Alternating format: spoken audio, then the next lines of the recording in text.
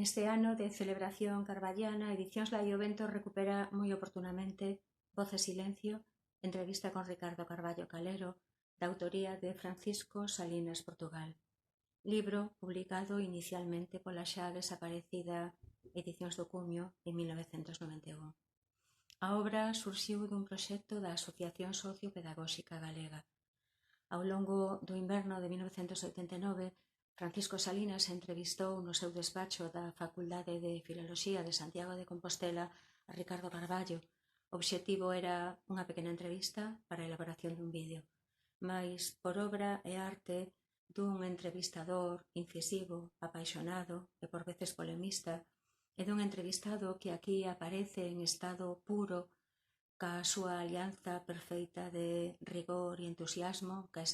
súa erudición viva,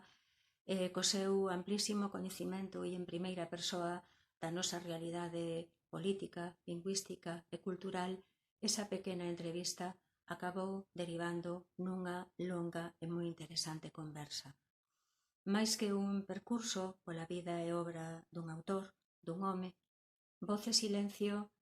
é unha longa parola sobre aspectos fundamentais da nosa realidade política, como as diferencias entre o nacionalismo de preguerra e o nacionalismo posterior á Guerra Civil, como as posíveis diferenzas de matiz entre autonomía e autodeterminación, como as diverxencias entre o galeguismo culturalista e o galeguismo político, ou outras cuestións relacionadas ca nosa realidade lingüística, como os conceitos de bilingüismo e diglosia ou a posición reintegracionista na mellor tradición da romanística e do defendido polos autores da xeración Nós, como salienta Ricardo Carballo.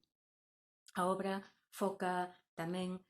aspectos relacionados co propio labor creativo de Ricardo Carballo Calero, quizáis o máis descoñecido de toda a súa obra, tanto o labor narrativo, prestando especial atención a novelas como A xente da Barreira e Escorpio, como o teatro dentro dun contexto galego falto dunha tradición teatral consolidada, como